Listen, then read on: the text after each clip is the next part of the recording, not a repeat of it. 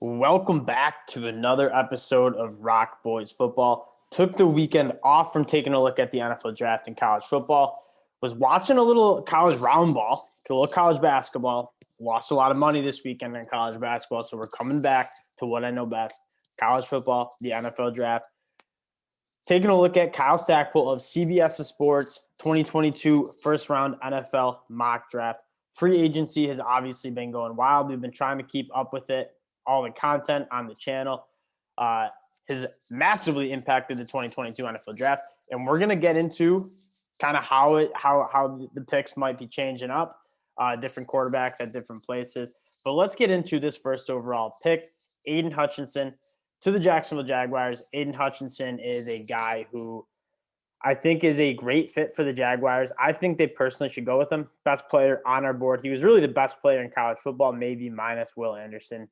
Aidan Hutchinson dominated pretty much every game of film that I've watched on him, which was every game because I'm a Michigan fan.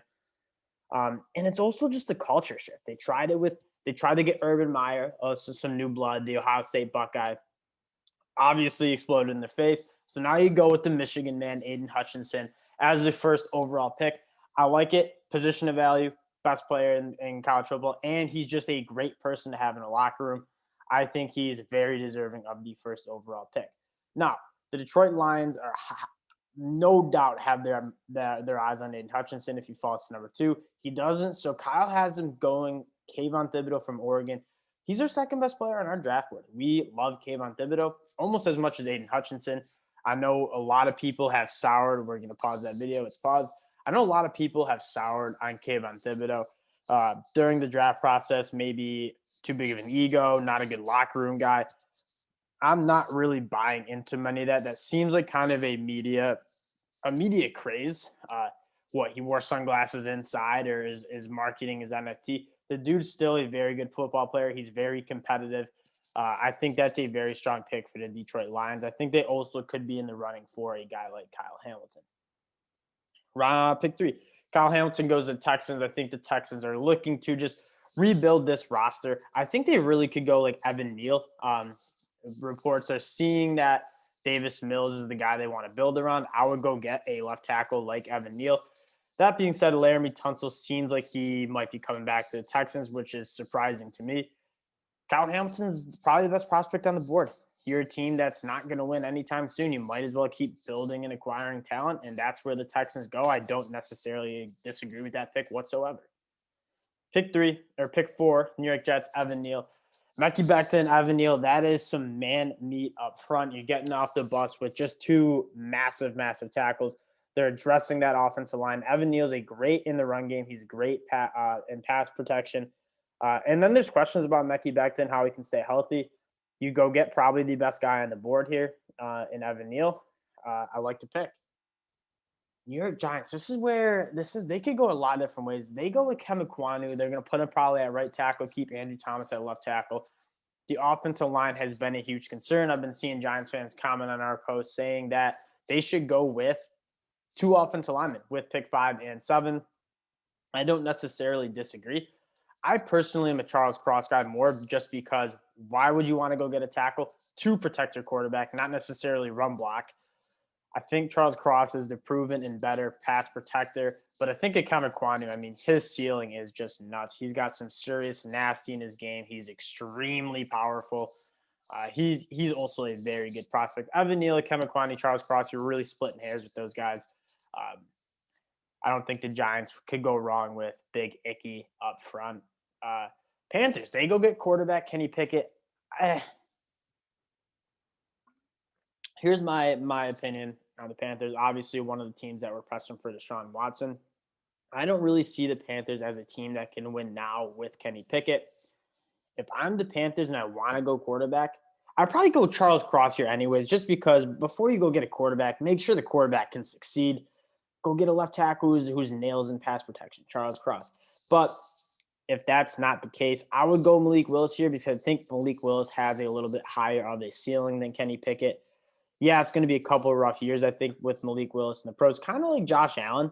But now you see Josh Allen is one of the best quarterbacks in football. I think Malik Willis has the talent and the physical attributes, whether it's the arm, whether it's the athleticism, to make it work at a very high level.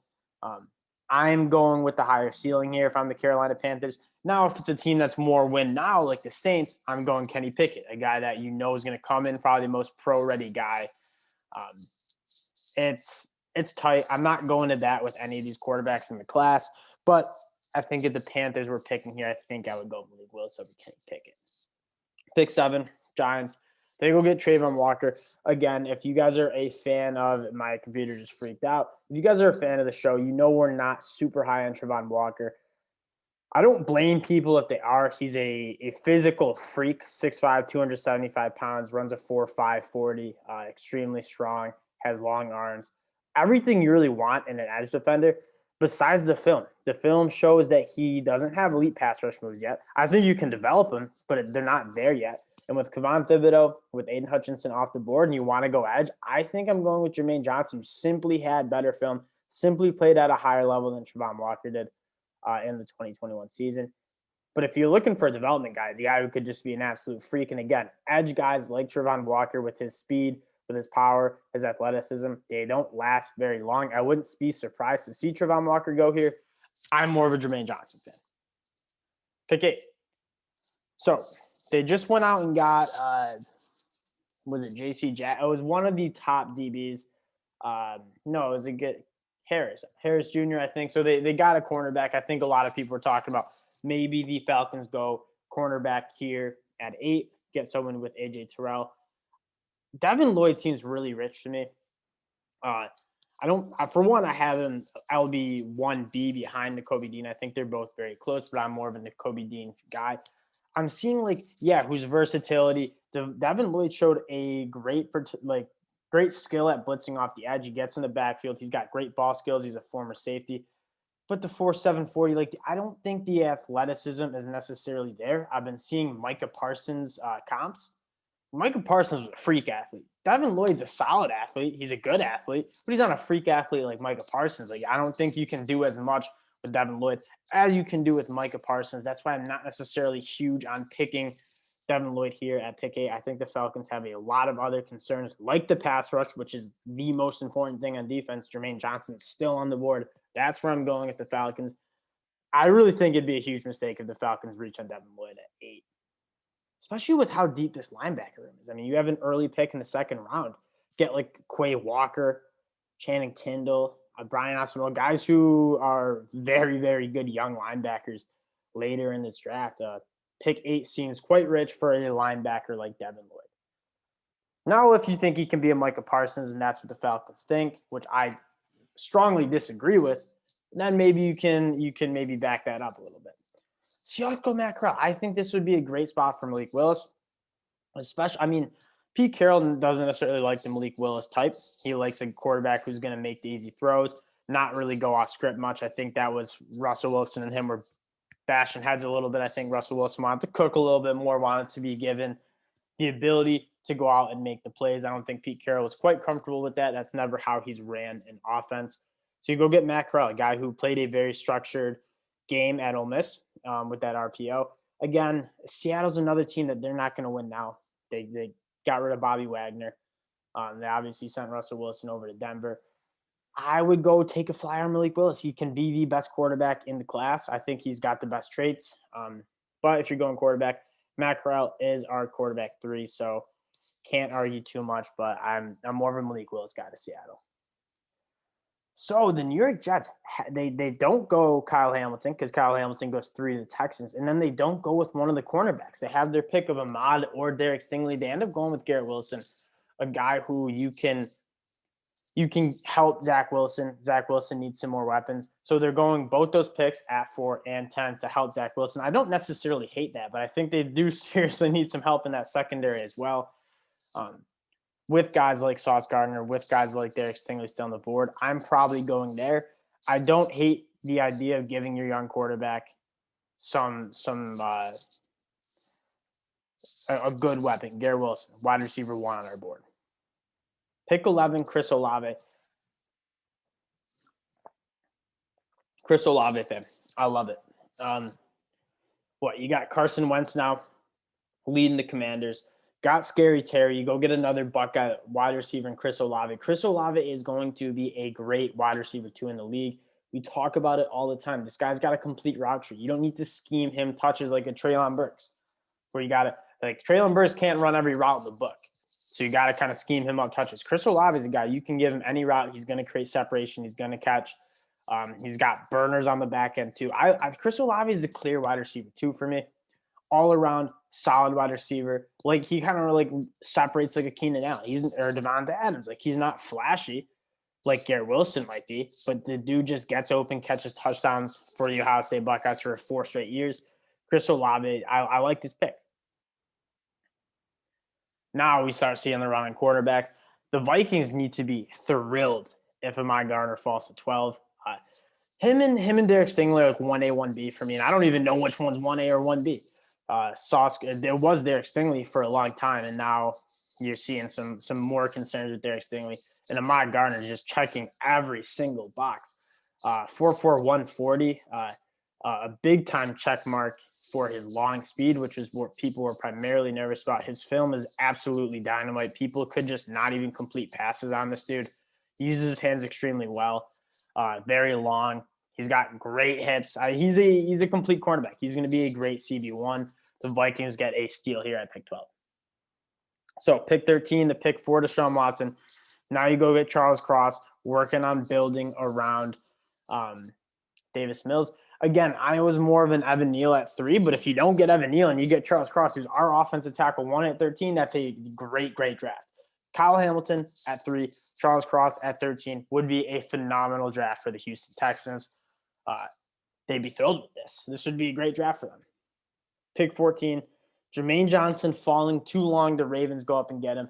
Pair him up with Odafe Oweh. Kind of tales of two tapes. Odafe Oweh was a projection guy who didn't have a single sack in college. And you go get Jermaine Johnson, who was last year at Florida State, was terrorizing people in the backfield. Zadarius Smith, back out of his contract with the Ravens, so they're obviously gunning for an edge guy. I think Travon Walker, if he's there, would be a good pick. I also don't hate the idea that they go up and get Jordan Davis. But Jermaine Johnson, edge 3 on our board. I think that's a phenomenal pick for the Ravens there at 14. Pick 15, Derek Stingley. This is getting more realistic as the days go on, that Derek Stingley falls to 15 to the Eagles, and this would be an awesome pick. Derek Stingley, if he had 2 years more of what he put out as a freshman at LSU, he would be looking for homes in Jacksonville as the number 1 overall pick. Obviously, he was hurt. LSU's program just kind of fell apart. He falls to 15. This guy could be the best cornerback in the class, probably will be the best cornerback in the class. I'm a massive Derek Stingley fan. You get him at 15, a massive position of need, an important position, and a great prospect. That's the trifecta. That's a lock for the Eagles. That's a great pick. Pick 16, another one for the Eagles. Treylon Burks, man. Me and Kyle, we agreed so much. On the wide receivers. Garrett Wilson 1, Chris Olave 2. Treylon Burks 3, man. What we just talked about. You have to scheme Treylon Burks touches. You didn't really see that complete route tree on his own. He wins on flies where KJ Jefferson just looks off the safety and throws it up to him.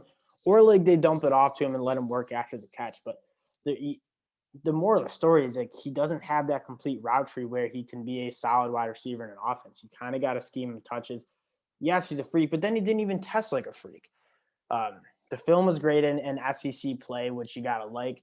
I'm just not a Treylon Burks guy inside the top 25. I think he's more on the back end of the first round, early day 2 pick. Pick 17, Trevor Penning. He is a polarizing prospect. My brother was on the channel right now. He would be furious. He doesn't even have Trevor Penning in his first round of the NFL mock drafts that he's put out. I'm not nearly as low on him, but Dill does know a little bit more about offensive line and scouting than I do. Trevor Penning's got some nasty in him, but I didn't think the Senior Bowl was nearly as good as people thought. I think this is a guy that has also gotten picked up by the media craze. You see him going as high as 5 to the Giants. He's not a top 10 pick nearly. I mean, he watches the horror movies. He's 6'7", 320 pounds. But the play against top-tier guys like Iowa State, who has a great defense line, it wasn't that good. And then the Senior Bowl, also I wasn't, extremely impressed. Did he have some highlight reel blocks? Sure he did. He's 6'7", 320 pounds. He's a good athlete. but he wasn't that consistent. I don't hate it here. You go put him at right tackle.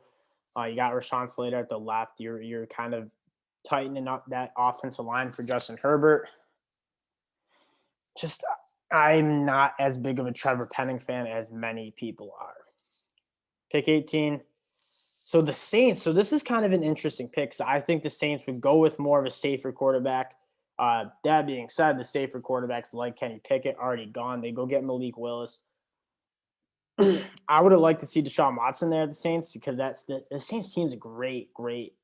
It's a good roster if you can keep Mike Thomas. Great defense. Malik Willis can have some growing pains in the NFL. I don't see him coming in and being great. He doesn't take care of the football as well as you would like. Doesn't seem to be the fastest progressor of reads. Wasn't really asked to do much. He plays a lot of backyard football, which historically doesn't work in the NFL. Look at Johnny Manziel, a guy who is the king of backyard football in the SEC. And it didn't really work out. Malik Willis, obviously probably a higher character dude, but was playing backyard football against talent that wasn't great, and he was making it work because he's a sick athlete. I don't mean to bash on Malik Willis because I really like a lot of this. He's got a rocket arm, just got to tone in the accuracy. And it's not just his athleticism is just a tool like Jalen Hurts. Jalen Hurts is more his athleticism is a tool. Malik Willis is a legit stud athlete who is closer to Lamar Jackson with his athleticism. So I don't mind the pick there one bit. Eagles go get Devonte Wyatt, a guy who I don't think his Georgia film did him justice. I think they didn't really let Devonte Wyatt cook and get upfield. I think he was asked to two-gap a lot, take on double teams. But you go and see him at the Senior Bowl working on one-on-ones, and he's the best defensive lineman out there. I mean, he's a stud. Are you picking him over Jordan Davis after the Jordan Davis combine? I don't know. Again, guys like David Ojabo obviously getting hurt. I think GeorgevKarlaftis could be a good look for the Eagles. I think Nakobe Dean could be a good look for the Eagles. But I do like Devonte Wyatt as a prospect. I'm not going to get too upset with them at picking him at 19. Daxton Hill, he's a Rock Boy favorite, another Michigan man. You can do so much with Dax Hill. He played nickel at Michigan his last year and was relatively good. The only times he was really getting beat from the slot was working against stud receivers like Jahan Dotson, like Jackson Smith, Najigba. He's awesome. I think he's going to be a great safety. He's got great range. He didn't quite run the 40 and test as well as I would have thought. But you look at the film, he can do a lot. Blitzing off the edge, he was awesome at. He's a guy who's going to put his handprint on the football game, and that's kind of what you're looking for when you're taking a safety in the top 20. Dax Hill, I like it. Lock it up. 21, Patriots go get Drake London, so they go after another big receiver. I think Jahan Dotson would be a great fit for the Patriots, a guy that it seems to be more fitting for Mac Jones, a guy who can get separation off the line of scrimmage. Drake London, I'm not quite as high on. That being said, the injuries, I know people are very high on him. I'm okay with the pick. I'm okay with the pick. 22, they go get Jahan Dotson. I would love to see Aaron Rodgers, Jahan Dotson. Again, trading Devontae Adams, you're missing out on, it's not only like an all-pro wide receiver, but that chemistry, the 8 years that Aaron Rodgers and Devontae Adams played together, like that was like the Pippen Michael Jordan combo. Like the chemistry that they had, you can't replicate. You try to go get Jahan Dotson, a guy who can separate like Devontae Adams. You have to do it. I think they pigeonholed themselves into picking a wide receiver with these two picks they have in the first round. Jahan Dotson, he's the next guy on my board, so I like the pick. It's just that's a tough guy to replace. Cardinals go get GeorgevKarlaftis. I really think the Cardinals would have considered David Ojabo had he not torn his Achilles. GeorgevKarlaftis is a guy. His power is going to translate to the next level. Elite power. Can just run right through tackles. Doesn't have the bend that the elite edge guys do. But GeorgevKarlaftis is going to be a good player in the NFL. Dallas Cowboys, man, have they had it? We're going to do a Dallas Cowboys mock tomorrow on the channel. But man, have the Dallas Cowboys just kind of fumbled the bag in free agency. They will make up for it if they go get Tyler Linderbaum at 24, though. Tyler Linderbaum, I will not complain where Tyler Linderbaum goes outside the top 5. I've been saying it. This dude he's an absolute freak. It's hard to find a single rep where he loses on the film. He's small, but he knows how to use his hands. He knows how to use his leverage. He's so good. He's so good. Go get him at 24. It's a great pick. Bills, Trent McDuffie. If the Buffalo Bills get Trent McDuffie, that's an absolute win. They go get Von Miller, kind of solidify that edge rush. They're losing Levi Wallace. Tre'Davious White obviously won't be back till middle of the season from what I'm seeing. Trent McDuffie's cornerback 3 on this board. And if Trent McDuffie falls to 25, that is you're sprinting the card in. I think he's going to fit really well with that Leslie Frazier defense. A lot of zone. Trent McDuffie's probably the best zone cornerback in the class. Breaks on the football better than anybody else. It's a good pick. It's a good pick. Penning Green. This makes a lot of sense for Tennessee Titans. We've been having some really good discussion with the viewers. Kenyon Green versus Zion Johnson. I think Kenyon Green could be picked as high as 14 to the Ravens. This dude is an absolute road grader. Yeah, he didn't test that well. He's kind of got short arms. The bench press was relatively surprising. I think it was only 17 reps, but that dude's power comes from his butt. Dude has an absolute wagon on him. He is extremely powerful. It doesn't take long to see that on the film. Tennessee Titans, they like to run downhill with Derrick Henry. Go get a guy in the interior who's just going to move bodies out of the way and get Derrick Henry loose. Kenyon Green's a great pick there at 26. 27, Logan Hall. That's about as high as I've seen Logan Hall to the Bucs. Obviously, the edge, the 3-tech position. I don't know.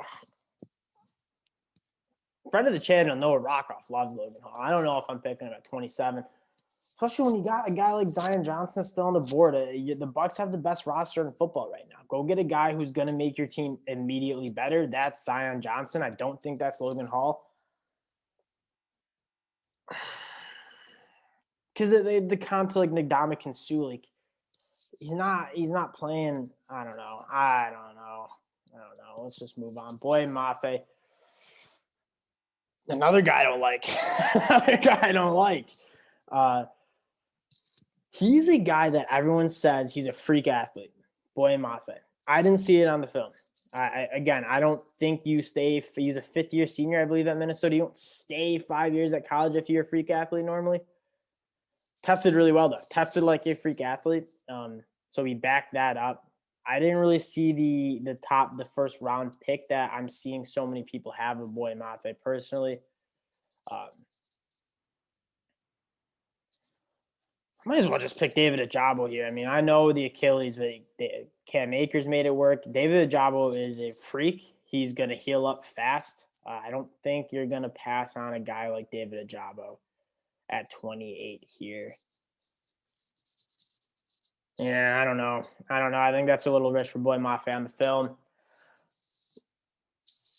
If they don't draft an offensive lineman, here's the thing with the Dolphins is they pretty much they need to go address the offensive line, whether it's in free agency, whether it's in the draft. You're not going to go get a tackle that you feel really comfortable starting week 1 unless maybe Trevor Penning falls to 29, which from what we're hearing from NFL reporters is that's not going to be the case.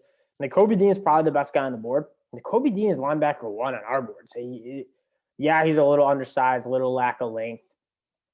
Turn on the film. He's a freak. He's dripping with instincts. He's all over the field. You watch that Michigan game. He was beating offensive guys to the spot. Nakobe Dean is one of my feet, and he's a great leader. I mean, he was really the heart and soul of that defense. I think a lot of people give a lot of credit to Jordan Davis, Nolan Smith, Devonte Wyatt. Like, those guys were all awesome. But Nakobe Dean, I think he was the leader of that team. And he was the leader of one of the best defenses we've seen in the last 10 years of college football. This is a great pick for the Miami Dolphins, I think. Pick 30, Jordan Davis falls. Pair him up with Chris Jones. I don't think Jordan Davis is going to make it here. I think with people, including myself, I am in this camp, hand up. I have question marks about Jordan Davis' ability to rush the passer. You saw the athleticism at the combine. You can teach a guy that athletic to rush the passer. Obviously, when you saw bad film from him, he was gassed out. My brother made a good point on last episode. NFL, they don't run that fast. Like a lot of college teams, they run that high-paced, high-octane offense. The NFL doesn't. Jordan Davis, I don't think will have as much of a problem with the gas tank as he did in college. I think a lot of people are addressing it with teams. They're like, hey, let's get the gas tank up a little bit more. This is going to be a good pick if he's there. He's going to be a good player in the NFL. You would think. He's an absolute battleship. He's going to be a man amongst boys in the NFL, just like he was in college. Pick 31, Andrew Booth. I love it. I love it out of Kyle. So many times you see people making mock drafts saying the Bengals need to go get a tackle. They do not need to go get a tackle. You can address – they just got La'el Collins. Like, you don't need to get a tackle at 31. Quite frankly, you're not going to get a tackle who's who's going to be able to start for you week 1 at 31. Go get the best player on the board. Andrew Booth, probably the best player on the board at 31, and that's a position of need for them too. I know they just got back Eli Apple, but Andrew Booth is going to be a very good cornerback in the NFL. You're making your team, who was very close to winning a Super Bowl, you're making them better immediately with Andrew Booth. You pick a Bernie Ryman, I'm not sure you're making that team better next year when you're trying to win a Super Bowl again. Pick 32, Desmond Ridder. So the Lions go get their quarterback of the future. I'm not a fan. I think it's going to be – let's hear me out. Detroit Lions, they got one more down year. I know it's been a while for you guys. I'm a Bills fan. I get it. Trust the process. McDermott preached it to us. I'm a preacher to the Lions fans. It's hard. I know you want to get better immediately. One more year with Jared Goff, one more losing season, and then go get your quarterback. Use these picks. You have a couple more coming up in the top 50 to get this roster talented.